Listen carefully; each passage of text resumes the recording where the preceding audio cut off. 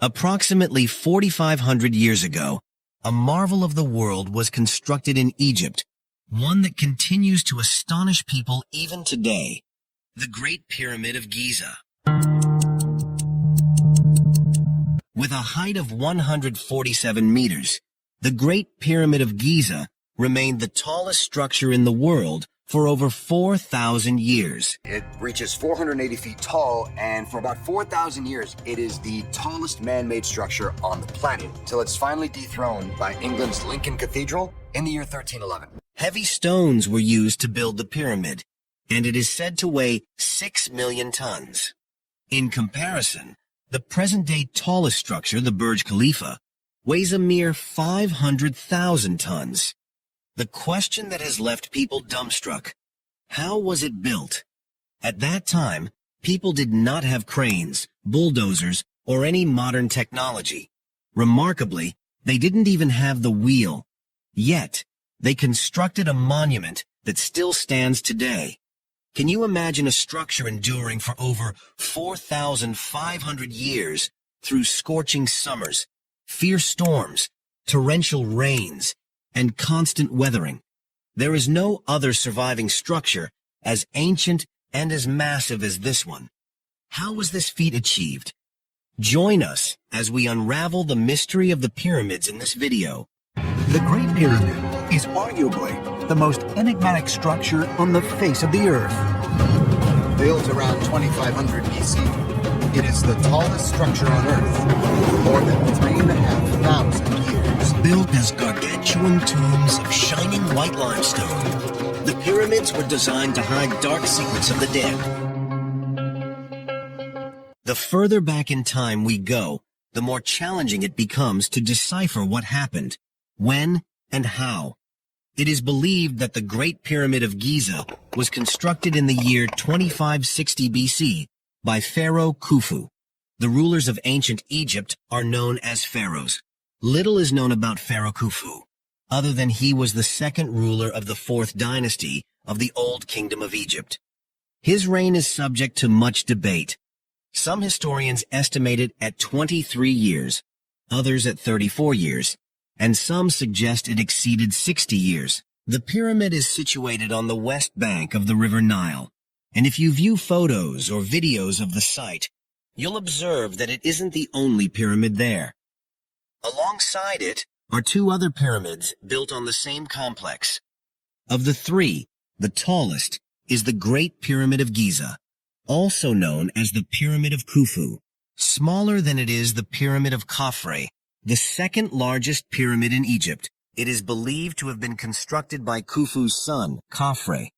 The third and smallest is the Pyramid of Menkaure, reportedly built by Khafre's son, Menkaure. These are not the only monuments from the era. In addition to these, there are the Great Sphinx, several burial tombs, and smaller pyramids.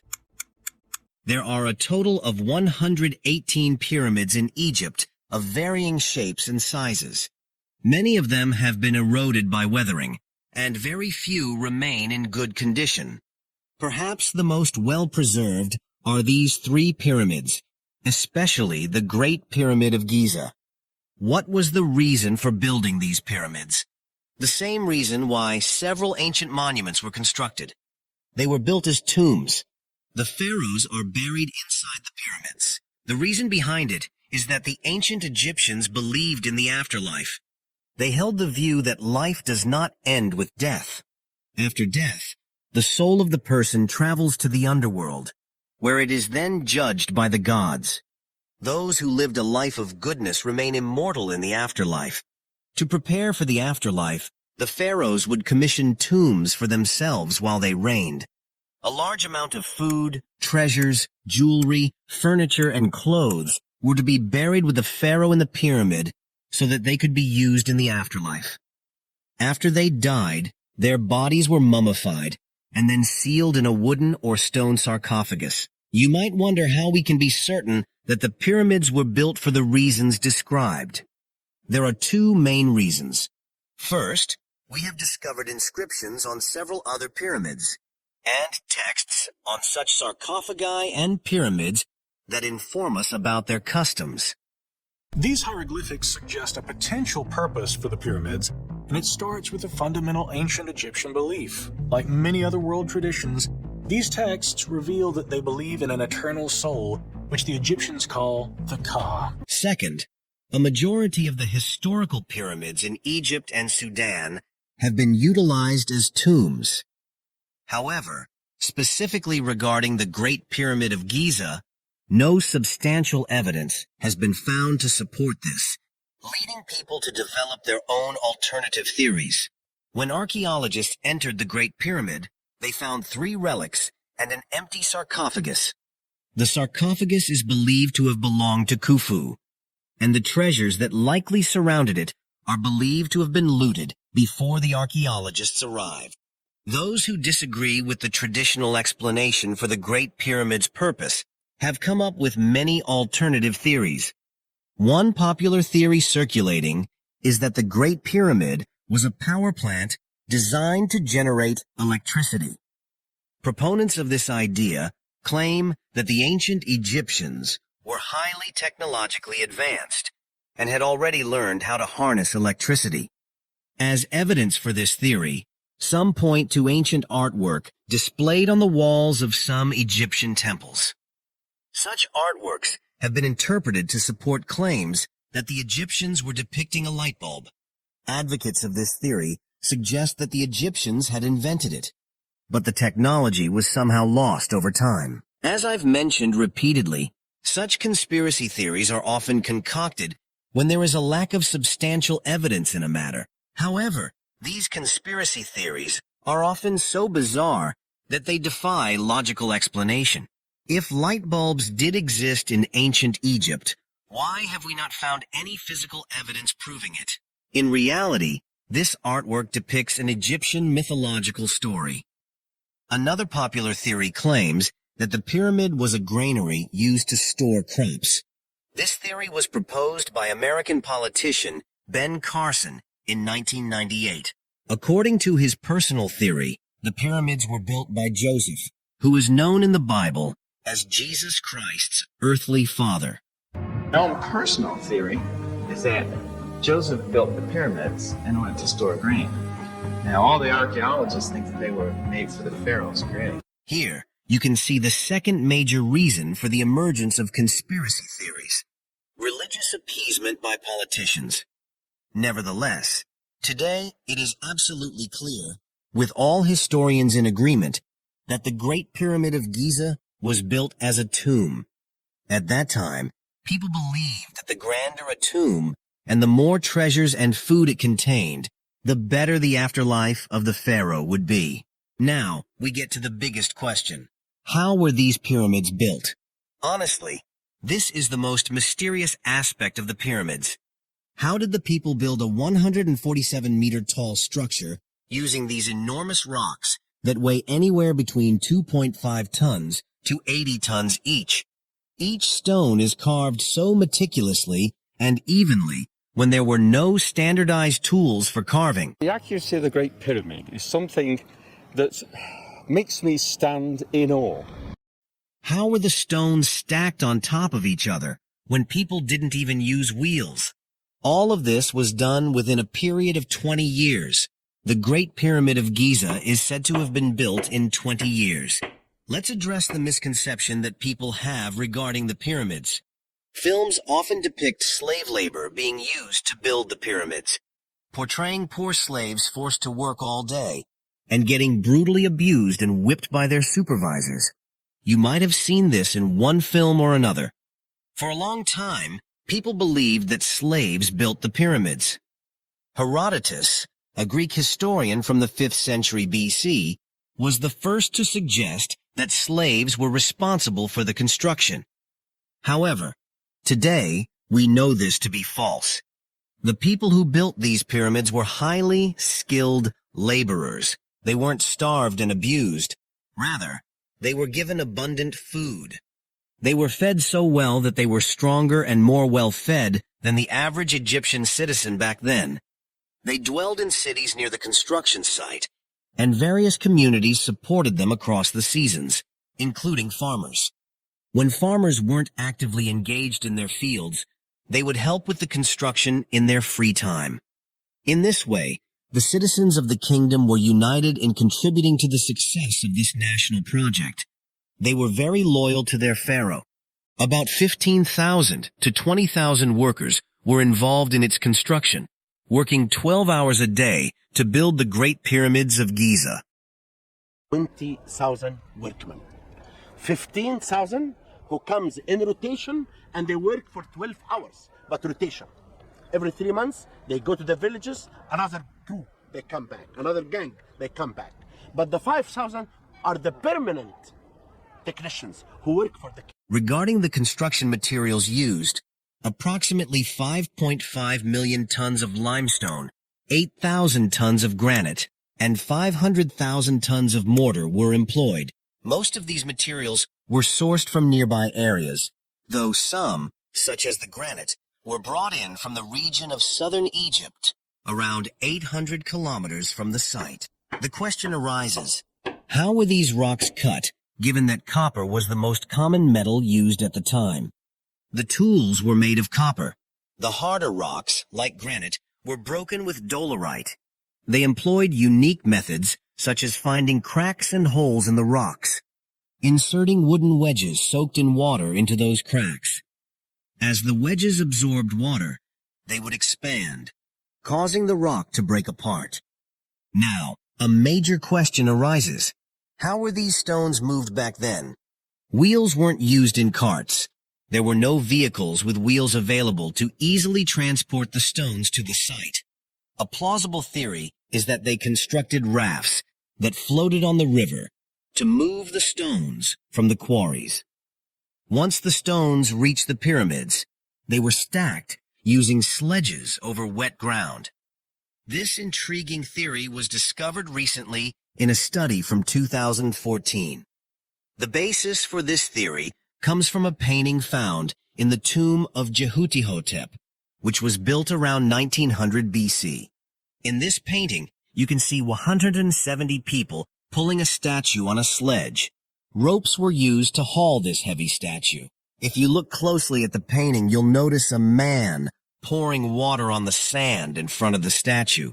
At first, archaeologists believed that the act of pouring water before the sledge was part of a ritual, perhaps a tradition. However, when this was tested by physicist Daniel Bohn and his team, they discovered that having a certain amount of water in the sand reduces the friction between the ground and the object being pulled. This is a specific ratio, about 2% to 5% of water mixed into the sand, which makes it easier to pull objects on wet sand. Once we understood that stones could be moved in this way, the next question arose. How were the stones stacked on top of each other? How were these heavy stones lifted without heavy machinery? Normally, a system of pulleys could be used to lift them. But as I mentioned, wheels as we know them did not exist in Egypt during the 4th dynasty. They were used only for pottery. The answer to this question is that they had built an efficient system of ramps. In 2015, a team of English and French archaeologists uncovered a 4,500-year-old wooden ramp in a quarry. Scholars suggest that a ramp must have been constructed as a straight slope from the ground to the top to move the stones up the slope. They installed a system of wooden pillars on the sides of the slopes, and then they used ropes around the pillars to pull up the stones, as you can see in the artwork displayed on the screen. This was suggested by physicist Joseph West in 2014. According to this theory, after completing a level of the pyramid, they would have created a new slope. To ensure that the angle of the slope wasn't too steep, they would have built a long slope, thus reducing the tilt of the slope. It's not a problem that's been totally solved, and I've given my suggestions. I've tried to base them in the landscape, but a lot of it is still inference. In another theory, it was suggested that they might have used levers to stack the stones on top of each other. Look at how it works in this drawing. Essentially, they would need to establish a middle point which would be elevated. A long pole would be placed atop this point, with weight on the other side of the pole. This setup would make it easier to lift, turn, and place the stone as planned. Scholars believe that a similar system, known as the Shaduf, existed in Egypt for millennia. They used the same mechanism to draw water from the River Nile to irrigate their fields. These theories sound fascinating, but an inconsistency arises concerning the construction time. We know that the pyramid was completed within 20 years. If 20,000 people transported each stone in this manner, a stone would need to be placed every 3 minutes, each day, all year round. It seems quite unlikely that they could have worked so rapidly. This is why the construction of the pyramids remains a mystery to this day. Both theories sound reasonable, but do not completely explain what exactly happened. We do know that the layers at the bottom of the pyramid were placed without mortar, and then mortar was added to the layers on top, which increases the stability of the structure. This is why, throughout thousands of years, and despite several earthquakes, the Pyramid of Giza still stands. There's also a mystery regarding the mortar. Although scientists understand the chemistry of the mortar used, they have not been able to recreate it. Finally, the last step of the construction was the outermost layer of the pyramid, which was made of fine, whitish limestone. This meant that when sunlight fell on it, these pyramids would shine brilliantly white. This sheen was lost over thousands of years as the outermost layers have worn off from the pyramids of Khufu and Menkaure. However, in the Pyramid of Khafre, you can still see a part of this layer at the top. Moving on from the construction to the design of the pyramids, it is utterly fascinating. Did you know that the pyramids are designed in such a way that their orientations precisely point towards the north, east, south, and west? The error here is minuscule, an error of merely 1/5 of a degree. These are believed to align accurately with the 4 cardinal directions. How could this be achieved, considering there was no compass back then, nor any modern technology such as GPS? Researchers continue to propose theoretical explanations about how the Egyptians could have achieved such a high level of precision. A popular theory suggests that the alignment was achieved by following the autumn equinox, when the tilt of the earth allows day and night to be equal, and shadows cast on the ground point directly east and west. Using this method, the degree of error in the calculations of the pyramid's alignment would match the degree of error in the shadows during the autumn equinox. The second theory is believed to involve the constellations, specifically that the stars in the sky were used by the Egyptians to align their designs. In 1989, Robert Bauval, an author and Egyptology enthusiast, introduced the Orion correlation theory. He claimed that the 3 pyramids in Giza were aligned similarly to the 3 stars of Orion's belt. He believed that this alignment was intentional and that the ancient Egyptians were knowledgeable in astronomy. They would track the stars at night, study them, and, accordingly, they planned their agricultural activities around certain times. When this theory was tested by astronomers in 1999, studying the pyramids in the context of the stars in Orion's belt, it was found that the pyramids do not align exactly with it. The constellation has shifted slightly over the course of thousands of years. Back then, the stars were not aligned in the same place as we see them now. If you take the same thing to the next level and exaggerate it a bit, you'll end up with bizarre theories. Some people claim that the pyramids were built by aliens because they believe it wasn't possible for humans to create such structures. In my opinion, such theories go against the principle of scientific thinking. This is a shortcut method of somehow coming up with an answer when we cannot find any. It is better to acknowledge the facts that we know and then clearly lay out what we do not know, so that the next generation of archaeologists and historians can carry out research on them and perhaps discover the complete solution or explanation about the mysteries. Hope you liked the video. If you enjoyed it, please share it, subscribe to our channel, and hit the bell icon for more video notifications. Thanks.